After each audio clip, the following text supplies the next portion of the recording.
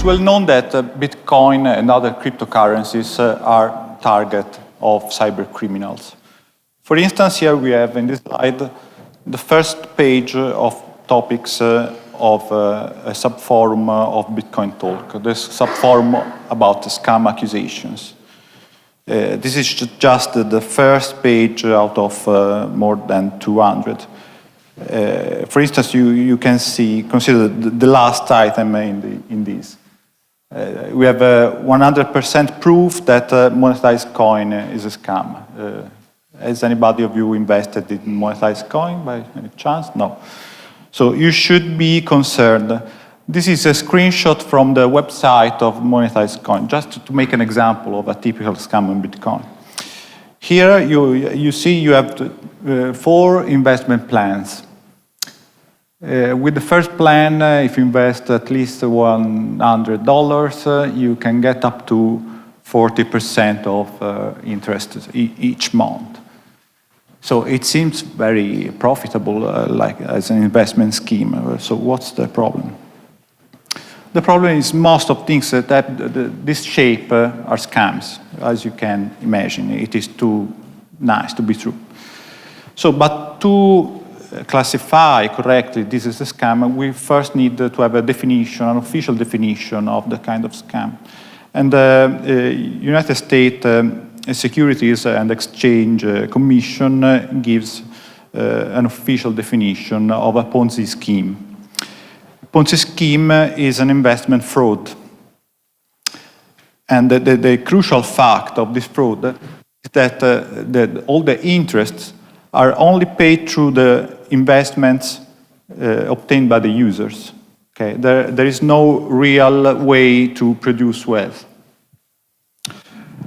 And the other aspect of these Ponzi schemes is that the creators of these schemes solicit new investors by promising high returns without any or little risks.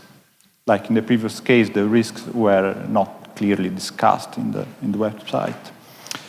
And a consequence of this kind of pattern is that a Ponzi scheme, after some time, must collapse. The creator shut down the website and takes all the money.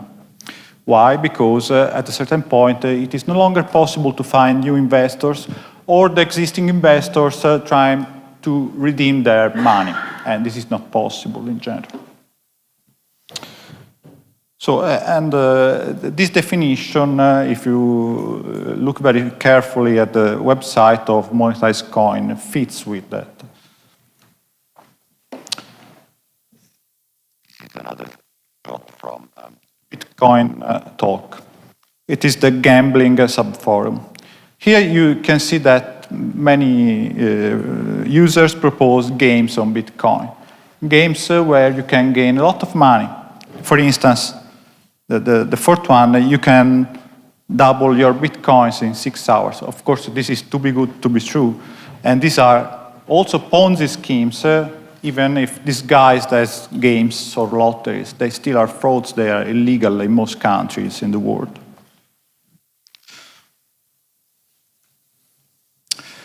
This is an example of how investment programs on Bitcoin Talk. This is a real example from 2014. It is Cryptory. They say that Cryptory has the most efficient Bitcoin mining possible. And so in this way, you can gain a lot of money. If you want to incur a high risk, you can gain from 2% to 100% daily, each day. You can double your Bitcoins. Otherwise, if you only want low risk, then you could be satisfied with 0.5% interest daily. And how does this work? Just send the money to the Bitcoin address. It is the real Bitcoin address of this scheme, Cryptory. But the creators of Ponzi schemes are more smart than that. They can create a website like this one, where they promise high returns, for instance, 10% daily, the plan gold 18%, the plan diamond, and for some reason the plan master 25%. And this works differently usually. You have to register, and once you register, they generate a fresh Bitcoin address and they communicate this address. So in this case, it is even less transparent. At least in Cryptory, you can inspect the past of what happened before on that Bitcoin address. In this case, you have absolutely no information about what's happening, and you must completely trust on the creator of these investment plans. And there are also on the web several high-yield investment program monitors. There are a TripAdvisor for Ponzi schemes. A user can make comments, oh, this scheme is good, this is paying, no, this is no longer paying. For instance, here we can see that earning hour is paying, and while this Bitland has stopped paying. Of course, as you might imagine, also these monitors are created by the same creators of the Ponzi scheme to make them appear more reputable. This is how a Ponzi scheme works in Bitcoin. I advertise my address, and then I start gathering Bitcoins from users. And then, if I want to make the scheme more reliable, more cool, I can start giving away some Bitcoins to users. So they can incentivize other users to join by publishing their transactions on forums and so forth. The crucial point, as the users are only paid with investment of previous users. There is no real mining farm that produces all these Bitcoins. Otherwise, it is not a Ponzi scheme. In the real world, this is a brief digression. In the real world, there is also a more decentralized way to implement a Ponzi scheme without a trusted untrusted third party, the creator of the scheme. They are called pyramid schemes, but they are still Ponzi. The difference is that once the creator receives money from a few users, then these users must find new investors. And they gather the investments, the new investments, and take part of their money, and the other part of the money go to the upper level, or to the parent in the tree. And so you see that continuing to iterate this procedure, you create a tree shape, and of course the number of users grows exponentially in the number of levels, and so like every thing at the end, it must collapse in a few levels. There is some scientific literature on Ponzi schemes and in other cryptocurrencies. The first paper dates back to 2015. It is a financial cryptography paper by Mary Bazek and Tyler Moore. They analyzed the transactions of 32 Bitcoin Ponzi schemes. And they found that they gathered almost $7 million. At Financial Cryptography this year, the same authors analyzed all the posts on Bitcoin Talk on the scam accusations and gambling forums, finding that one new Ponzi scheme is created more or less every day. And there is also a survey by myself and other authors about Ponzi schemes in Ethereum. There the situation is quite different, because in Ethereum you have smart Ponzi schemes. You can rely on these Ponzi schemes because you can see the code. But if you inspect carefully their code, you find that most of the cases there are bugs that prevent these schemes to work in the expected way. For instance, there is a famous case of a scheme that since it iterates over an array, it exhausts gas before being able to pay the revenue to users.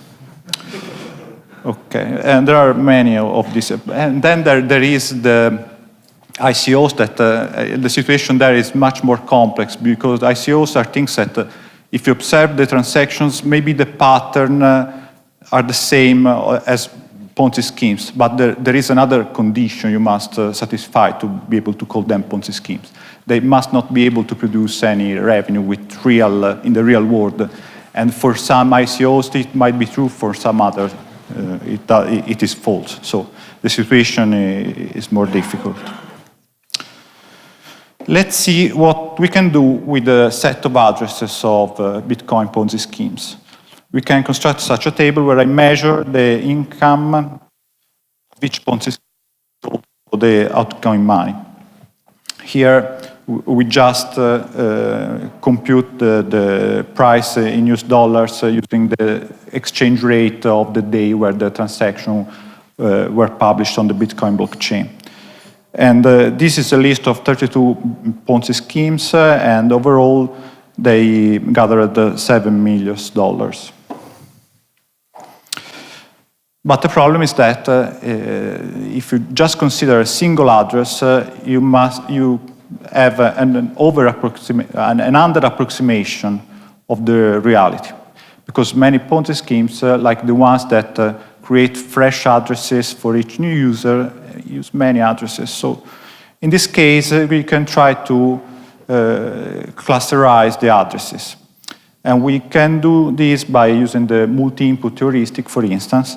In this heuristic, when you have a transaction like this T1, that spans two transactions, T1 and T2, you assume that the addresses in the output scripts of T1 and T2 are controlled by the same users. So you put these two addresses in the same cluster. And if you also consider the clusters, you see that there is a slightly different situation. Some Ponzi schemes like Cryptory use more than 200 of addresses, while there are still some old-fashioned Ponzi schemes that only use one address. And this Luxotrade use almost 500 addresses. This might be an over-approximation of the income. We could think about analyzing diagrams like this one to understand visually if an address is related to a Ponzi scheme. For instance, in this case, I'm measuring the number of transactions over time of a Ponzi scheme called leniency. And I find this two peaks shape with a hole in between the two peaks. And what happened between the two peaks? It happened that at some point the scheme stopped paying. And then some user, probably the creator, started to advertise on the forum, no, this scheme is still paying, invest, invest. And so users started again to invest, but soon after that, it stopped to pay. And we might think by observing the shapes of other Ponzi schemes that this is a common pattern, but it would be too nice. If we inspect other Ponzi schemes, we find completely different patterns. For instance, here we have many peaks. Or this other one is even more strange. It's like a sort of Gaussian curve with peaks inside. And we have no explanation for this behavior or for the behavior of the previous slide. It depends on the implementation of the Ponzi scheme, which we just do not know. We cannot know. In Ethereum, the shape is more clear because at least we know the implementation. So there is no a single metric, a single feature we can use to visually say that an address is related to a Ponzi scheme. This is what we have learned by our analysis, but it is also contained in the analysis of Vasek and Moore. And manual techniques are not useful in this setting because if you want to analyze the whole blockchain, of course, you cannot use this by hand. So this is an inspiration to use machine learning, in particular to follow the supervised approach. Now, this is how machine learning works. You put data, you feed data to the learner, and then you see what happens to the results. And if the results doesn't look good, you feed other data or try to change something. And this is our contribution. We started by creating a dataset of addresses. This dataset contains the features of 32 Ponzi schemes and thousands of non-Ponzi schemes that we choose randomly from the blockchain. And the difficult part there was to find these 32 addresses, because we really had to, except for a few historical Ponzi schemes, you have to register to the website or go to the web archive, because many of these websites no longer exist.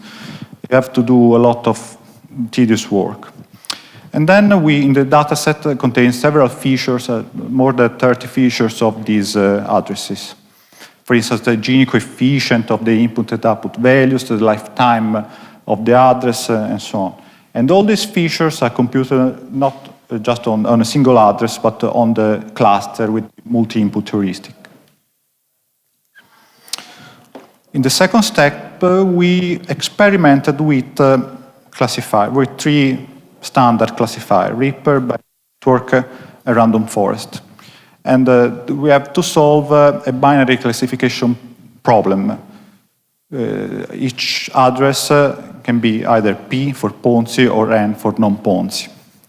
And we use the standard methodology that is used in these cases. We perform a cross-validation phase. It means that we partition the dataset in a number of folds, 10 in this case. And then for each partition, we consider a fold as a test set and the other 9 as the training set. And we iterate this procedure until we visit all the possible test set. And the output of the classifier is a confusion matrix as 2 per 2 matrix. There are the false positives and the true negatives are the good things. You have to if your classifier is good, has big numbers there, a low number in the false positives and in the false negatives. The false negatives are the Ponzi schemes that are classified incorrectly, while the false positives are the non-Ponzi schemes that instead are classified as P by the classifier. So, and these are the results. And as you see, the results are not good at all. The best one of the classifiers is the bias network, and it has 9 false negatives, which is quite bad on a data set of 32. What happened that? Why 99 false positives? So this is not satisfying at all, but there is a reason for this. And the reason is that we are in a classical situation of fraud detection algorithms where the data set is unbalanced. There are too many negative instances. And you recall that we have only 32 Ponzi schemes and thousands of non-Ponzi. So the rate is 1 on 200. And maybe in the real Bitcoin, this ratio is even smaller than that. So, but this is a common situation in fraud detection, and, but it is important. You cannot just apply the standard measures used in machine learning. For instance, if you want to measure the accuracy of your classifier, like the summation of true positive and true negatives, and the ratio with the whole number of addresses, you obtain an apparently good indicator, very close to 1, which is the ideal value for accuracy. But this is wrong, because you are just saying that everything is non-Ponzi. So this is bad. So, and there are 2 standard approaches to deal with the class imbalance problem. The sampling-based approach can be done in 2 flavors, undersampling and oversampling. In undersampling, you just remove random elements from the set of the negative elements for your data set. But this is not too good, because in this way you are not learning enough from the negative instances. There is a bias towards the positive instances. But there is another approach it is the cost sensitive, and the ratio there is that, which is common in fraud detection, is that classification errors have a cost. For instance, think about frauds in credit card. If you do not classify correctly a transaction of a credit card, and you see it is okay, while it is a fraud, then your customer is losing money. Okay.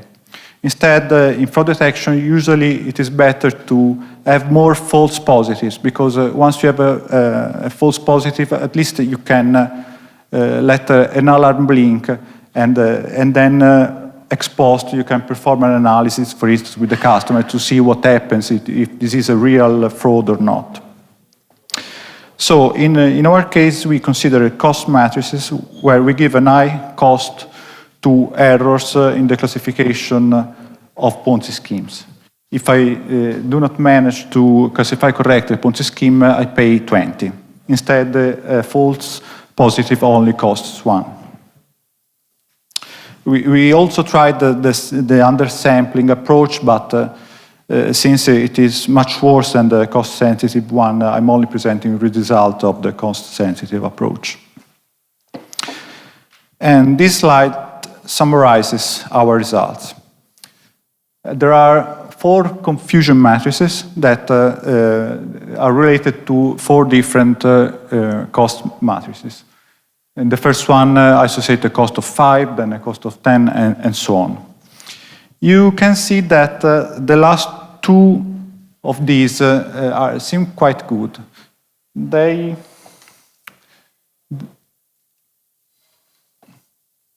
have the same number of false negative, but there is a difference in the false positive. This means is that if you increase the cost of errors, you are not obtaining a better classifier. At some point, you reach the optimum. And instead, if you have a low cost, maybe you reduce the number of false positives, but here you're not classifying correctly the Ponzi schemes. So look what happened in the various metrics. These are the standard metrics of classifiers. If you consider only the accuracy, it seems that this one is the best way, but the accuracy is not a good indicator, as we know, when you have the class imbalance problem. Instead, if you consider the recall is the same for the last 2 cases, which seem better.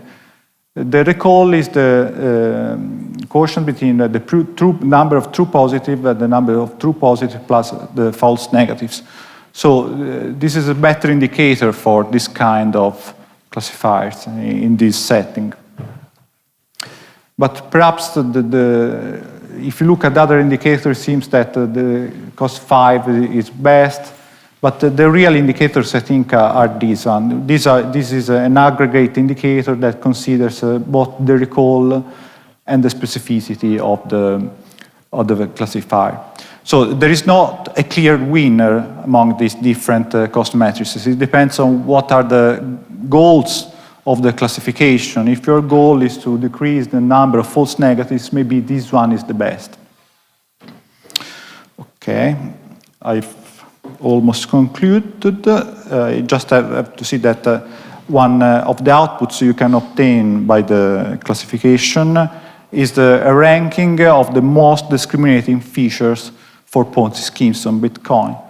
And these are the Gini coefficients of the outgoing values, the ratio between incoming and total transactions, the average and the standard deviation of the outgoing values, and the number of addresses that have sent Bitcoins to the cluster and then received some money back after some time. Surprisingly, the lifetime and the number of activity days are not in the first position, but they are good enough.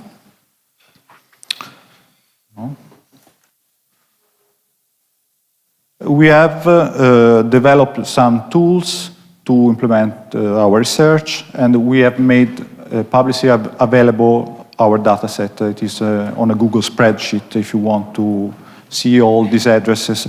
The collection on Google is bigger than the original one used in the paper. Now we have 91 addresses. And we are trying to use these addresses to train again the classifier. And we have 2 GitHub repositories. The first one is to compute all the features of the addresses, and the other one is a generic tool APIs, Scala APIs to perform analytics on the Bitcoin and Ethereum blockchain. And using these 2 tools, which are open source, you can redo our experiments. And last, we also have a website that you can experiment with. We called it the Bitcoin Ponzi file. And you insert the address of a Ponzi scheme, of an address, possibly of a Ponzi scheme, and the web page writes all the features that you use and says that if according to our classifier it is a Ponzi or not. Okay, thank you very much.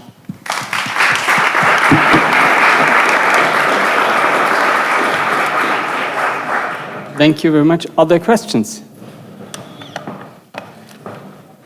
So, for your training, you say non-Ponzi, how do you know that there are actually non-Ponzi? I have a slide. No? Is this working? Is it still working or not? No. The answer is that we do not know. Okay, we do not know, because if you are very unlucky, you might incur in a Ponzi scheme. But I believe that the number of Ponzi schemes in the whole Bitcoin blockchain, considering that the addresses are several dozens of millions, this probability should be quite low. So basically a uniform setting. Yeah.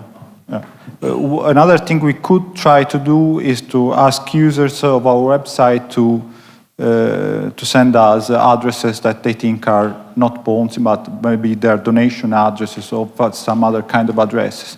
This could improve the accuracy of our classifier. Further questions?